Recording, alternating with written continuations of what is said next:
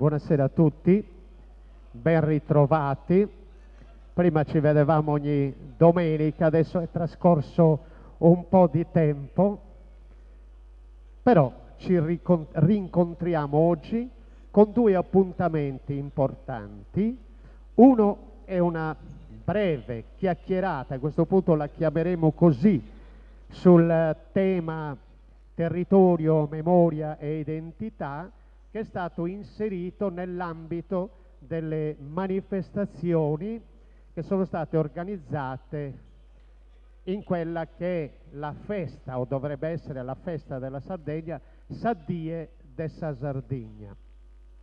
E poi l'altro appuntamento è con la gara poetica lugudorese, che concluderà il ciclo che si era iniziato il 4 marzo, se la memoria non mi inganna, e questa sera avrebbero dovuto essere sul palco i vincitori delle ultime 3 edizioni, se non che uno dei vincitori, esattamente Dionigi Bitti, che aveva vinto l'edizione della gara dell'anno scorso, non può essere presente perché è impegnato altrove.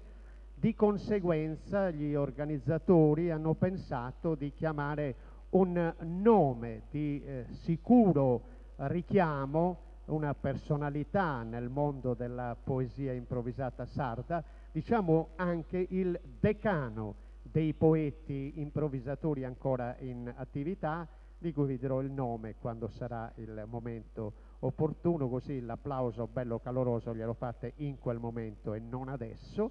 Adesso invece dobbiamo discutere o parlare di questo argomento. Doveva essere presente il consigliere provinciale, che poi è assessore provinciale alla cultura, Serafino Corrias, se non che per le condizioni piuttosto serie di salute in cui versa la mamma, ha preferito giustamente, chiunque di noi l'avrebbe fatto, stare vicino appunto alla mamma. Quindi noi gli inviamo il nostro più, come dire, la nostra più calorosa vicinanza con tutto il cuore, in questo momento sicuramente non facile. E vedo che ha una tentenna un pochino, ha qualche perplessità, come dire, salgo o non salgo? Io invece dico, devi salire, e l'assessore comunale alla cultura, giustamente ci devono essere i padroni di casa, che è Marco Cano. Un applauso all'assessore Marco Cano. Mentre abbiamo con noi, è già accomodata al suo posto, diciamo anche che è la prima ad essere arrivata qui sul posto, eppure viene addirittura come dire, dal posto più alto, viene da Montecitorio, anche non credo che sia scesa oggi direttamente da Roma, ma in ogni caso è una parlamentare nazionale, Caterina Pes, che ringraziamo di essere qui presente con noi. Io non so se qualcuno della Proloco voglia salire per dire qualcosa, Luciano, o possiamo incominciare? Ecco, allora incominciamo in questo modo. Allora, visto che incomincio io, abbiamo pensato, io non ho preparato niente, io devo solo moderare, però a questo punto cerchiamo di dire qualcosa bisogna pur dirla. E allora abbiamo pensato, quando la Proloco si è interrogata sull'argomento da affidare ai relatori in occasione del Saddie de sa Sardegna, ne abbiamo discusso un po' insieme. Allora abbiamo detto, parlare di un evento storico che ormai risale a qualche secolo fa, che tutto sommato da un punto di vista storico in sé per sé non ha una grandissima rilevanza, soprattutto riguarda solo una città, Cagliari, ma ha una grandissima rilevanza come simbolo cioè della riscossa dei sardi, dell'opporsi e del ribellarsi a una determinata situazione. Però abbiamo anche pensato che ricordare gli eventi storici è importante sicuramente, commemorarli o a ripetizione ricordarli, riviverli, può avere una sua importanza, ne ha molto meno, o meglio, è una importanza sterile se noi non riusciamo a trarre da questi eventi una lezione che serva per i giorni nostri. E allora abbiamo pensato che la Sardegna, tutto sommato, di problemi ne ha tantissimi. Quelli che non ci creano gli altri, a dire il vero, provvediamo noi, perché siamo bravissimi a farci del male da soli. In più ci sono quelli che ci creano anche gli altri. E noi abbiamo necessità veramente, stante la situazione economica che sicuramente non riguarda solo la Sardegna, ma che riguarda in particolar modo la Sardegna, stante anche la sua situazione economica, la sua situazione geografica. Diceva un grande storico francese, Fernand Braudel, credo, scusa, che la storia di un popolo è nella sua geografia. Non c'è ombra di dubbio che la insularità abbia determinato un certo tipo di storia della Sardegna, però è anche vero che noi della insularità in qualche modo potremo anche far tesoro, perché sicuramente ci ha consentito di conservare meglio una nostra identità, di essere meno stravolti rispetto ad altri popoli, ad altri territori. Però la dobbiamo anche difendere, la dobbiamo salvaguardare, ma non dobbiamo solo salvaguardarlo come territorio in sé, con tutto ciò che produce, con tutto ciò che ci può portare. La dobbiamo salvaguardare anche come terra in cui è nato un popolo, si è sviluppata una cultura, una storia, una civiltà. Ecco, tutto questo insieme di cose noi dovremo salvaguardare. Se riuscissimo a fare questo, beh, io credo che in questo modo non un solo giorno, ma d'ogni dì ad essi di sa Sardegna. E come te di sa Sardegna, poi dessi vuru sa di tutto su umanitari. Questo credo che sia importante, perché se ciascuno di noi nel proprio ambito o nell'ambito delle proprie competenze riesce a fare veramente fino in fondo le cose che dovrebbe fare, cominciando dalle piccole cose, forse riusciremo a rendere un pochino più vivibile, un pochino migliore la nostra Sardegna. E poi possiamo anche a buon diritto alzare la voce e pretendere che anche gli altri facciano fino in fondo il loro dovere e ci diano quello che ci devono dare. Ecco, io cedo questo punto. Questa è solo una premessa, poi ognuno svilupperà il suo discorso come meglio crede. Non c'è un tema, c'è un tema così ad ampio respiro, poi ognuno se la prende nella maniera che preferisce e quindi sviluppando l'argomento che preferisce poi. Intanto buonasera, vi ringrazio per avermi invitato. Mi fa molto piacere anche perché mi permette di affrontare e di parlare con voi di un argomento che io amo molto, essendo tra l'altro una studiosa di storia. E la prima cosa che mi viene in mente è che i moti del 1794, da cui è nata poi il riferimento a Saliè de sa Sardegna, sono stati chiamati Vespri Sardi. E come oggi, per esempio, chiamiamo la primavera araba, cioè sono stati anche il riferimento a questa volontà di un popolo di liberarsi da dei giochi, che erano giochi che condizionavano la libertà. E in quel momento quei Vespri è vero che hanno avuto una connotazione puramente territoriale, perché hanno riguardato Cagliari in realtà, però quello per cui sono scoppiati era legato all'esigenza di una forma di autogoverno che gli stamenti di allora chiedevano. Cioè allora i sardi chiedevano ai piemontesi che venisse loro riconosciuta la specificità della Sardegna, anche nella gestione del loro governo. Chiedevano che venisse riconosciuta alla classe dirigente sarda la possibilità di gestire le scelte che poi la Sardegna avrebbe potuto fare anche relativamente al suo rapporto con il Piemonte. Guardate che se ci pensiamo da questo punto di vista, il tema di allora è ancora il tema di oggi. Quello che allora i protagonisti dei Vespri, gli avvocati Cabras, così come il grande Angioi,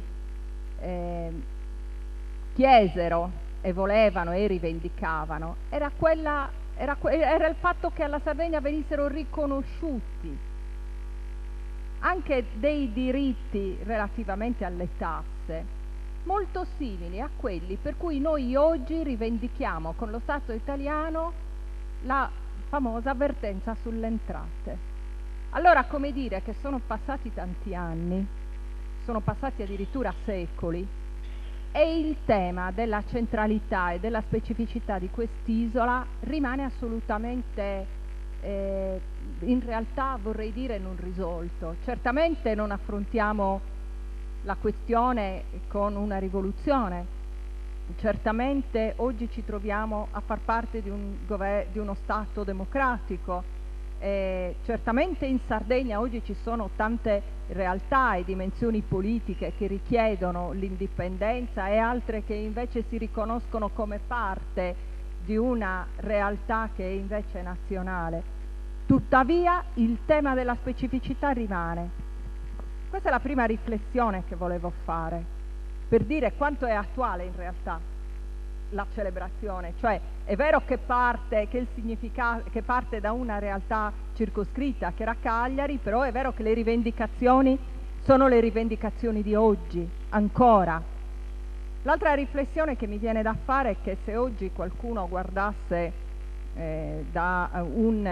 immaginiamoci da un aeroplano, immaginiamo la Sardegna, potremmo vederla come caratterizzata solo dalle sue coste.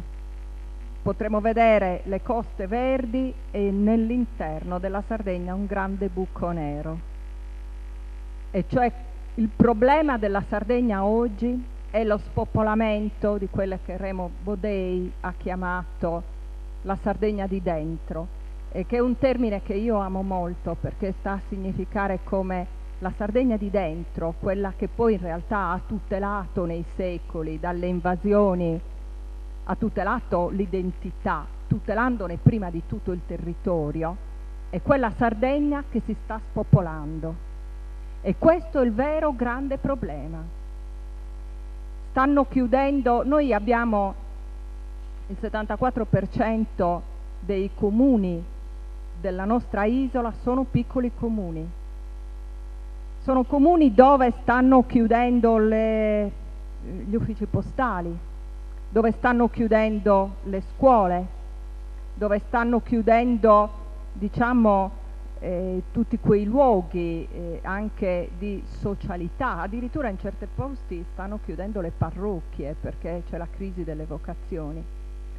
E ci sono tanti piccoli paesi dove la presenza dello Stato sta venendo a mancare perché non ci sono, c'è un grandissimo ed importante fenomeno di spopolamento che ha delle conseguenze dal punto di vista sociale, economico, culturale importantissime.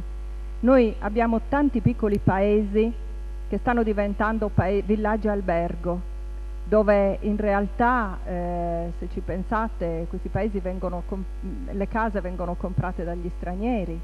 Anche in questa zona ce n'è tanti. Io penso al paese di mia madre, a Sennariolo, che è un bellissimo paese dove ci sono delle case ristrutturate dal comune, che sono state comprate dai tedeschi, che sono state comprate dagli inglesi, e dove però purtroppo gli unici abitanti originari del luogo rischiano di essere quelli che sono nel cimitero, perché per il resto il paese è diventato un grande villaggio albergo. Il tema dello spopolamento è un problema molto serio e riguarda la Sardegna di dentro, perché le coste in realtà continuano ad essere popolate, perché si abbandonano i piccoli centri per le coste, per le città, perché nelle coste si comprano e si costruisce un sistema anche economico che ha a che fare con il turismo. Ma nella Sardegna di dentro, che è quella che coltiva in realtà la dimensione della memoria, non c'è rimasto più nulla. I dati dell'Istat, gli ultimi, guardate, ci dicono che nel 2025 in Sardegna ci saranno 87.000 abitanti in meno. Noi siamo 1.600.000. Provate a fare i conti, paragonateli a Roma che ha 6 milioni di abitanti, una città con 6 milioni di abitanti con l'Interland. Noi in Sardegna siamo 1.600.000. Nel 2025 saremo verosimilmente 87.000 in meno e i dati Istat ci dicono che di questi 87.000 in meno 53.000 saranno giovani in meno, il che vuol dire che questi dati ci dicono una cosa molto grave, ci dicono che un abitante su 3 tra 15 anni avrà 70 anni. Allora questa è la prospettiva dell'isola, questa è una prospettiva di un'isola che evidentemente con i problemi anche economici che sta vivendo il Paese e l'Europa tutto in questo periodo rischia di essere veramente messa in ginocchio. E ecco perché secondo me i vespri sardi sono ancora attuali ed ecco perché secondo me i vespri sardi sono anche quelli di oggi, cioè oggi è vero, come dicevi tu, che Sadie dovrebbe essere celebrata tutti i giorni, ma non solo, guardate, per cantare quella che è la nostra cultura e la nostra tradizione, che è importantissimo perché un paese senza tradizione, senza cultura è un paese senza memoria, un paese che non ha un territorio da tutelare, è un paese senza memoria. Quindi per noi tutto questo è fondamentale ed è importante, ma contemporaneamente è fondamentale ed importante che ci ricordiamo che abbiamo bisogno assolutamente di cambiare rotta.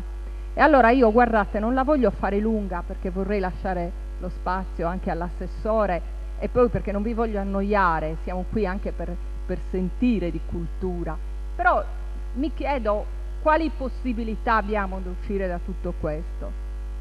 Mentre parlava io ci ho pensato e credo che abbiamo 3 condizioni e 3 percorsi da compiere in Sardegna che sono assolutamente indispensabili e con questo chiudo. Il primo è evidentemente un progetto, cioè mi piace proprio usare la parola progetto per dire che noi dobbiamo avere un'idea del progetto un progetto per l'isola, che è un progetto di sviluppo e di governo locale che tenda alla difesa del suo territorio, alla difesa dell'ambiente, alla difesa della sua cultura e della sua memoria, perché ripeto, un paese senza memoria è un paese che non ha storia, ma per difendere la memoria noi dobbiamo difendere tutti i luoghi che rendono possibile che questo avvenga. La scuola prima di tutto. Dobbiamo batterci perché non chiudano le scuole, perché l'aveva detto Gramsci, guardate, più di un secolo fa. Aveva capito per primo che investire sull'istruzione significava investire sulla crescita economica di un paese. Perché aveva detto quella bellissima frase che diceva: istruitevi ai giovani sardi, perché abbiamo bisogno di tutta la vostra intelligenza, perché noi dobbiamo investire sui giovani, dobbiamo contare sul fatto che i nostri giovani non vadano via dalla Sardegna per un'emigrazione colta, diversa da quella dei nostri genitori, ma dobbiamo sperare che loro si qualifichino, certo anche fuori dall'isola, ma poi tornino da noi. Perché noi abbiamo bisogno di avere tante Silicon Valley in quest'isola, vorremmo averle, dei luoghi di crescita e di invenzione e di creatività. Vogliamo soprattutto un progetto che abbia un'idea di che cosa vuol dire la Sardegna del futuro. Il secondo elemento fondamentale, secondo me, è quello di un nuovo rapporto con lo Stato. Cioè è chiaro che il vecchio autonomismo o le condizioni della specialità della regione oggi sono in qualche modo superate. Non a caso lo spiegano il fatto che stanno fiorendo dovunque movimenti indipendentisti più forti e più autorevoli di prima. Allora è chiaro che noi dobbiamo rivendicare nel rapporto con lo Stato una specificità che viene esattamente dalla sua geografia, come diceva Brodelle, che tu hai citato, perché appunto è il paesaggio, è la geografia, la condizione, quella che ci rende diversi dagli altri, e noi questa specificità dobbiamo ricontrattarla con lo Stato.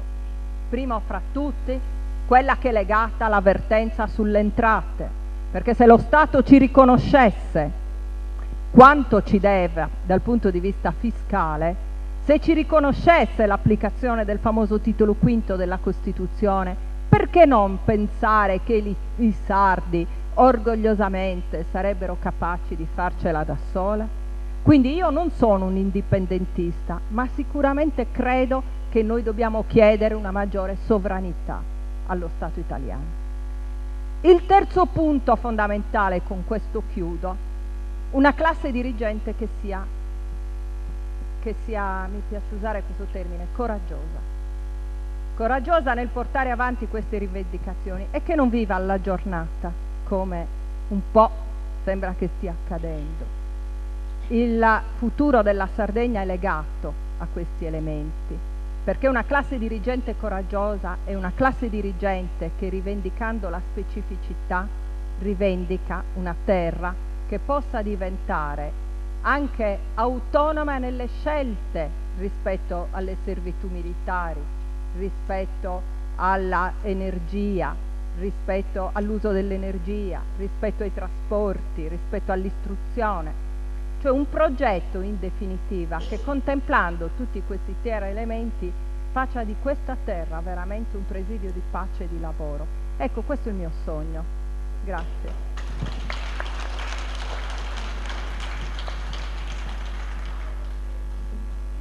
Grazie onorevole Pes, innanzitutto per essere venuta nonostante i suoi numerosi impegni, immagino, e in particolare in questa giornata appunto Sedesse Sardegna, dove in ogni paese si stanno svolgendo manifestazioni di commemorazione per questa importante data.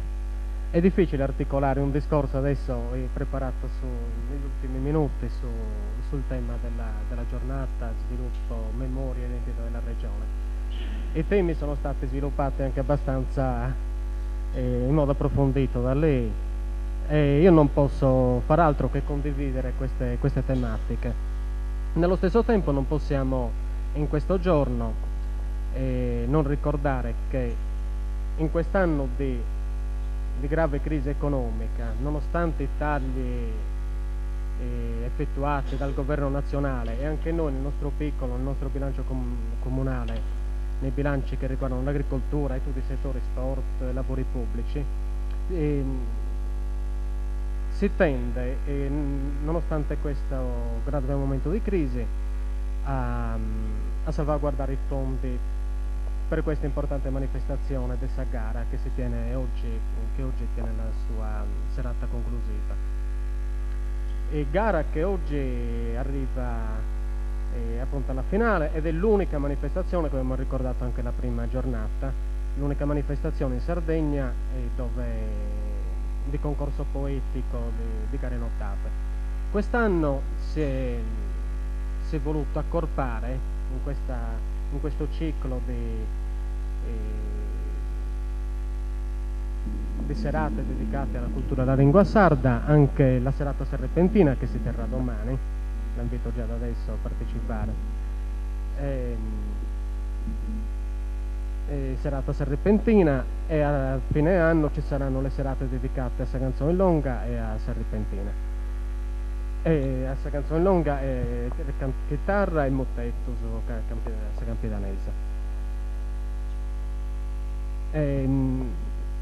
Ecco, questo volevo dire, che nonostante tutti gli sforzi e nonostante tutta la grave crisi economica che stiamo vivendo, stiamo conservando, perché anche questa è memoria, anche questa è identità.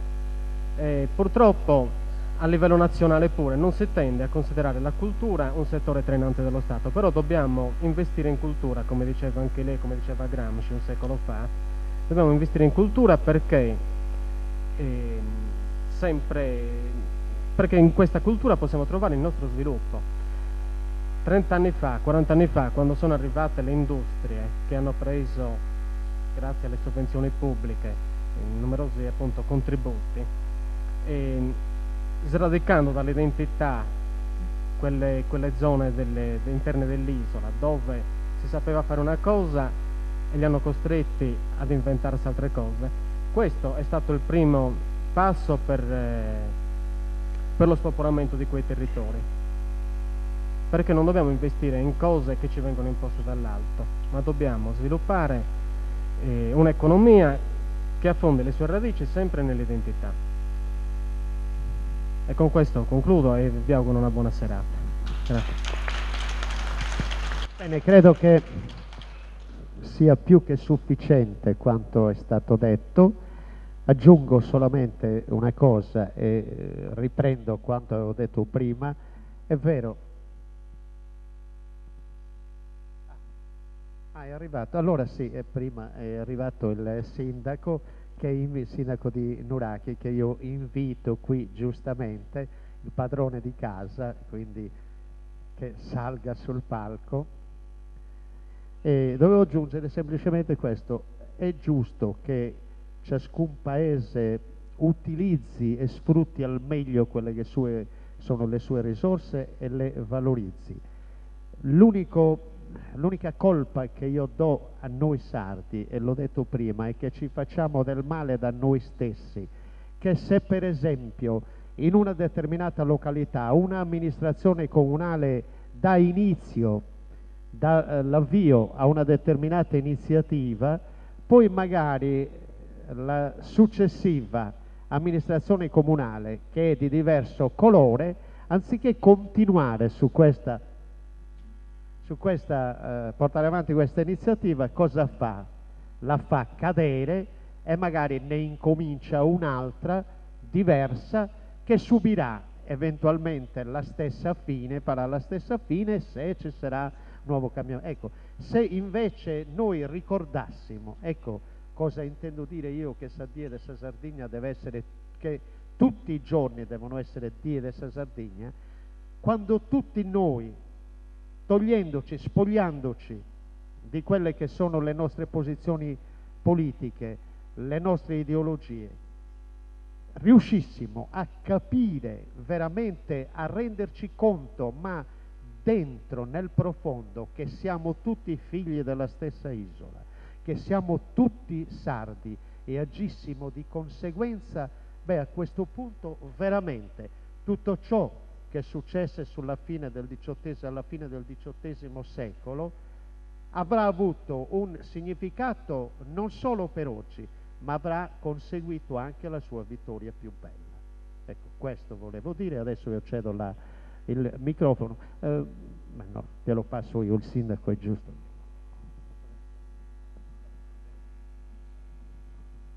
Buonasera a tutti, intanto mi scuso per il ritardo, avevo un precedente impegno e mi sono liberato solo ora. Volevo dirvi questo. Intanto noi come amministrazione comunale abbiamo creduto dall'inizio al progetto De Saggara. Adesso mi fa piacere che poi da quest'anno la Proloco abbia intelligentemente pensato di ampliare in unica manifestazione, nel cercare di riunire quella che è la poesia in logudorese e poi quella anche della nostra zona sarrapantina, Saganzuin-Longa e tutto il resto. Noi avevamo diverse iniziative in diverse parti, in alcune scaglionate in parti diverse dell'anno, ma questa iniziativa, quella di inglobare in un'unica manifestazione, credo sia intelligente, e di questi tempi anche in cui bisogna anche risparmiare in diversi fronti, e credo sia importante. Relativamente all'identità vi devo dire la verità, io credo che ci sia intanto una base culturale all'interno del discorso dell'identità. Credo che per esempio a scuola non si faccia sufficientemente la storia della nostra, la bellissima storia della nostra isola, io stesso non conoscevo finché alla fine, così per diletto, parecchi anni fa non mi sono messo a leggere un libro e che per me è stata una rivelazione, che Passavamo sulla terra leggeri di Azzeni. E lì veramente in maniera molto poetica e secondo me eccezionale mi sono sentito per la prima volta veramente sardo nel vero senso della parola, nel senso più buono del termine. Per questo io credo ci sia una base culturale, i convegni servono anche per questo, per cercare di riattivare e di far conoscere. E una parte della conoscenza va essenzialmente, soprattutto passava tanto tempo fa, ma adesso stiamo riprendendo attraverso la canzone. Io ricordo mio nonno che a memoria aveva alcuni versi che ripeteva in continuazione su questo determinato tema, in un tempo in cui c'era l'analfabetismo che faceva da padrone, e questo era uno dei modi privilegiati per comunicare la cultura. Noi lo stiamo riprendendo e io non sono, come dire, non ho alcun merito in questo se non quello di incoraggiare chi fa egregiamente questo, che è la Proloco, quindi che merita tutto il nostro incoraggiamento anche per gli anni a venire. Bene, a questo punto noi abbiamo concluso, quindi un ringraziamento speciale nuovamente all'onorevole Caterina Pes, naturalmente all'assessore e al sindaco. Grazie anche a voi per la vostra attenzione. Tra 10 minuti il tempo di sistemare microfono e tutto quanto, e poi daremo inizio a Saggara. Nel frattempo, a proposito, visto che il sindaco ha ricordato delle canzoni eccetera, ecco, io l'ho portato, è uscito il mio ultimo libro che è dedicato a una ricerca molto approfondita sui mutetus e mutos, che è l'unica forma poetica esistente con le differenziazioni sia per quanto riguarda la struttura metrica che l'esecuzione musicale, però è presente in tutta la Sardegna. Bene, io ho analizzato tutti i tipi di mutos e di mutetus che esistono nelle diverse zone della Sardegna, ho analizzato la struttura, la funzione, la tipologia, e ho anche aggiunto tra l'altro un CD allegato con 19 esempi anche di cantadores e di cantadoris famosi di questi mutetus e mutos di cui parlo. La presentazione ufficiale sarà a Narbolia, dice il mio paese giustamente, il 16 maggio alle ore 18. L'ingresso è libero, ci sarà il professor Salvatore Zucca a presentarlo e il professor Marco Luzzu dell'Università La Sapienza di Roma e del Conservatorio di Cagliari, quindi siete tutti invitati se volete assistere. Naturalmente se poi il libro lo volete comprare mi farà ancora più piacere, lo potete trovare anche lì. Bene, fra 10 minuti, un quarto d'ora inizieremo Saggara. Tempo giusto di sistemare, dobbiamo sistemare microfoni, sedie eccetera. Grazie per l'attenzione comunque.